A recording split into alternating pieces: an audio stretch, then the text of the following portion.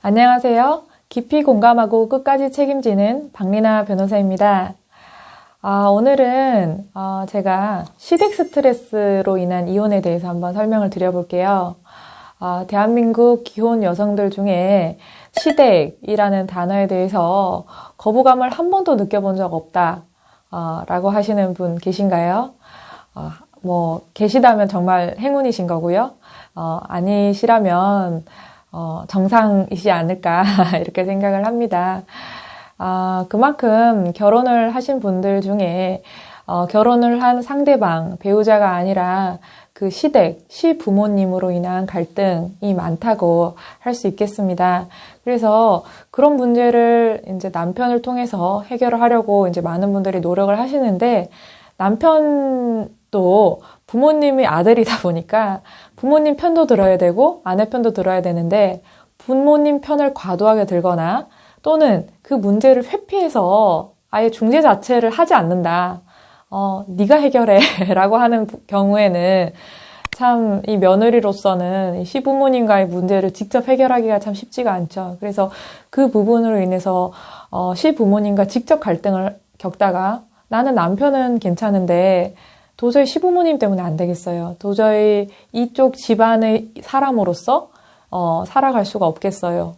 내가 아닌 것 같아요. 이런 경우가 많이 있거든요. 이런 경우에는 사실 남편의 문제가 또 크게 부각되지 않다 보니까 사실 남편의 문제가 없다라고 할 수는 없는데 시댁의 문제가 훨씬 크다 보니까 이혼 자체를 더 많이 고민하고, 또는 이 대한민국 사회에서 시부모님한테 잘해야지, 효를 실천해야지, 또는 효를 대신해서 실천해야지라고 하면서 열심히 하시다가 결국에는 도저히 안 되겠다라고 해서 이혼을 결심하시는 분들이 많은 것 같습니다.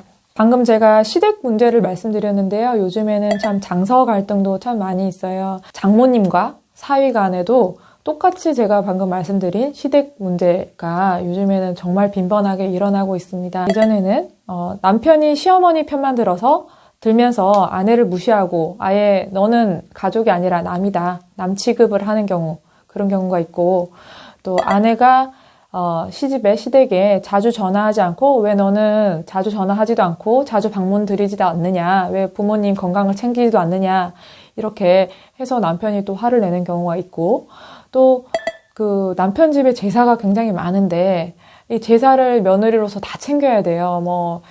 시부모님 제사, 기제사, 설 제사, 이렇게 쭉 있잖아요. 제사 준비를 열심히 하지 않는다라고 해서, 또는 시어머니하고 동서간에 서로 합의 들어서 또 이 한쪽을 왕따를 시킨다든지 이렇게 하는 경우도 있고요.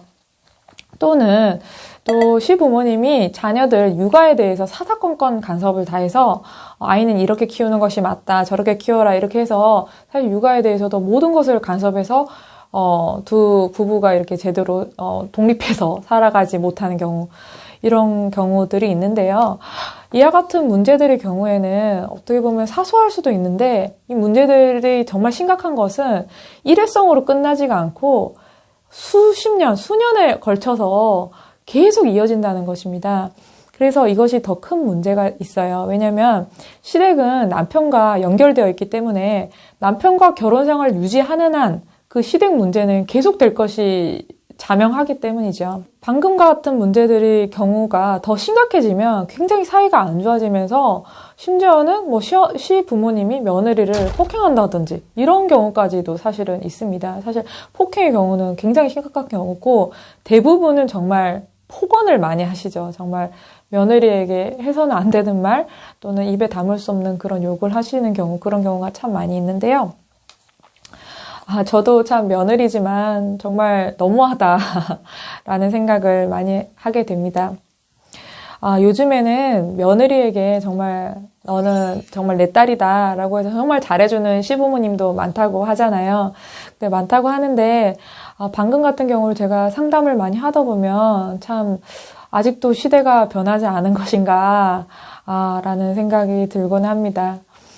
그래서 시댁 문제로 고민을 하다가 이혼까지 결심한 경우에 남편과 이런 저런 문제점을 이제 얘기를 해요. 남편과 이렇게 얘기를 해서 나는 뭐 당신과의 문제는 이렇게 해결하면 되는데 도저히 어머님 때문에 안 되겠다. 어머님 문제 어떻게 해결할 거냐. 어머니가 연락 끊고 살 거냐라고 이렇게 얘기를 했을 때 이제 해결이 안 되는 거예요. 그래서 그러면 협의 이혼을 하자라고 했는데 남편이 이혼은 절대 안 된다. 이런 경우가 있습니다. 왜 이런 문제로 이혼을 하느냐. 이건 이혼 사유도 되지 않고 이혼을 못 하겠다라고 하는 경우가 있습니다. 그러면 그런 경우에는 결국에는 협의가 안 되기 때문에 소송 이혼으로 밖에 갈 수밖에 없거든요.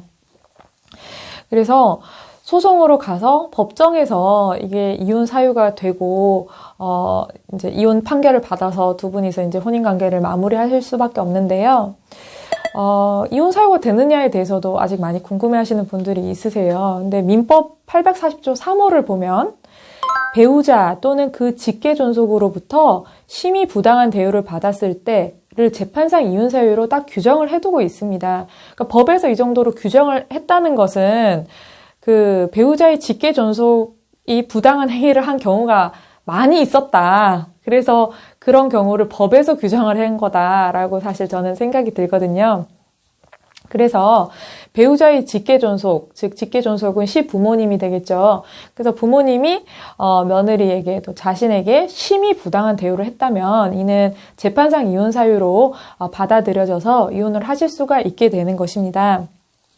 그런데 제가 다른 영상에서도 누누이 말씀드렸죠. 재판은 판사님이 판결을 내리시는 것인데 판결을 내릴 때는 두 사람의 그런 지금까지 혼인생활 정말 내가 당했던 행위를 10시간이고 20시간이고 들어주는 것이 아니에요. 판사님은 제3자이기 때문에 당사자가 낸 증거를 보고 판단을 하게 되거든요. 그래서 증거재판주의라고 하는데 이 증거를 봤을 때 정말 이 며느리가 이 시댁 스트레스로 인해서 도저히 이 집은 안 되겠구나 라고 할 정도의 증거가 있어야지 단순히 정말 뭔가 가족 분쟁이 일어나서 시어머니가 뭐 딱 한 번 약간 조금 심한 말을 한 소리 했다. 그게 딱 녹음이 돼서 그 정도 녹취록 한 건, 이 정도만 가지고는 재판상 이혼 사유로 받아들여지지 않는 겁니다. 뭐 예를 들자면 정말 뭐 차마 입에 담을 수 없는 그런 욕설을 지속적으로 한 그런 녹취록이 계속 있거나 계속 뭐 문자를 보내서 상소리를 한다든지, 뭐 아니면은 계속 부당한 요구, 뭐 명절날 어떻게 해라, 뭐 어떻게 해라, 사사건건 부당한 요구를 계속 한 것의 증거를 잔뜩 모으셔야 됩니다. 그래서 그 정도를 제3자가 보았을 때, 이 정도는 너무 심하다라는 판단이 들 정도의 증거가 있어야 이혼이 될 수 있습니다.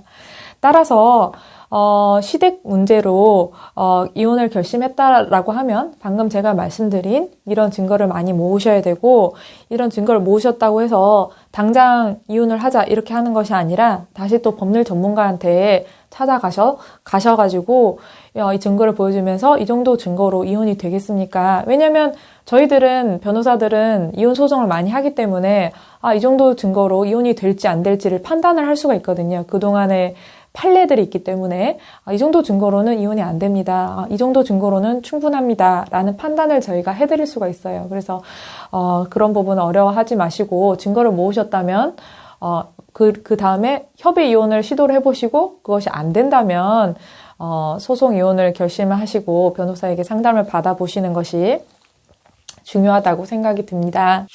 자, 어떤 분들의 경우에 증거를 주위 사람들끼리 이렇게 얘기하는 경우에 야, 그 정도 시댁은 양반이야. 뭐 여자는 출가 외인이니까 그 정도는 참아야지. 이렇게 말씀하시는 분들이 있어요. 그러면서 이제 당사자의 이런 시댁 스트레스를 당연한 것으로 응당 네가 결혼했으니까 그 정도는 당연히 너가 받아들여야 하는 것이다. 라고 이렇게 말씀하시는 분들이 있거든요. 그런데 그런 부분이 정말 처음에 결혼해서 어느 정도 적응을 하고 정말 부당하지 않은 정도의 선에서 적응을 하기 위한 어느 정도의 행위라면 모를까? 그것을 넘어서는 행위. 제가 방금 말씀드린 심히 부당한 정도의 요구. 제3자가 봤을 때도 이것은 아니다라고 하는 그런 부분들이 있잖아요. 그런 부분들에 있어서는 당연히 참아야 하는 것이 아닙니다.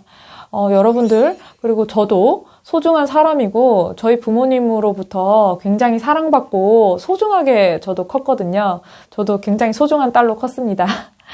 그래서 이 세상 어느 누구에게도 하대를 당하거나 뭐 너는 뭐 우리 집에 들어온 사람이니까 당연히 이렇게 대우받아야지 이렇게 당해야 될 이유가 하나도 없습니다. 방금 제가 말씀드린 것처럼 마치 결혼을 해서 네가 참아야 되는 당연한 것이다 라고 이렇게 인식을 하셨으면, 그리고 그런 얘기들을 몇 년간 혹은 10년간 그 이상 계속 들어오면 사람들이 그런 얘기에 세뇌당하기 마련이거든요. 그 세뇌당해서 내가 이 집에 시집 온 며느리이기 때문에 이 정도는 내가 당연히 참아야 된다. 이 정도는 내가 해야 된다. 이렇게 부당한 행위라도 이걸 내가 해야 된다. 라고 생각하시는 경우가 많이 있거든요. 그런데 절대 그런 생각을 하지 마시고, 나는 소중한 존재이기 때문에 어떠한 경우에라도 부당한 대우를 내가 당할 순 없다. 라는 생각을 항상 좀 인지하셨으면 좋겠습니다. 시댁 간의 문제, 사실 시댁 간의 문제는 가족 간의 또 문제라고 생각하고, 또 어떻게 보면 남편에 대한 흉이라고 생각이 들 수도 있고, 본인의 이런 굉장히 참아오셨던 부분이기 때문에 굉장히 마음이 그동안 힘드셨을 것이거든요. 그래서 이런 힘든 상황에서 이제 도저히 안 되겠다, 나는 이제 벗어나야겠다 라고 이혼을 결심하셨다면, 자기 이혼 사건을 정말 내 일처럼 맡아줄 수 있는 그런 책임감 있는 변호사를 찾아서 상담을 하시고, 이런 부분들을 말씀을 드려서 자세히 상담을 받아보시는 것이 좋다고 생각합니다. 정말 저도 며느리로서 살아가고 있지만, 정말 아직까지도 요즘 2021년인데 요즘 시대에도 며느리에게 참 부당한 대우를 하는 시댁이 많이 있습니다. 그래서 많이 있으니까 설마 우리 집만 이런가 이렇게 생각하실 필요가 없고, 이런 부당한 대우는 참아서는 안 되고 어떻게든 말씀을 드려서 개선을 해야 된다. 개선이 안 된다면 특별히 방법은 없겠죠. 그래서 오늘은 시댁 스트레스로 인해서 이혼하고 싶어요 하는 주제에 대해서 한번 설명을 드려보았습니다. 다음 영상에서는 더 좋은 내용으로 찾아뵙도록 하겠습니다. 감사합니다.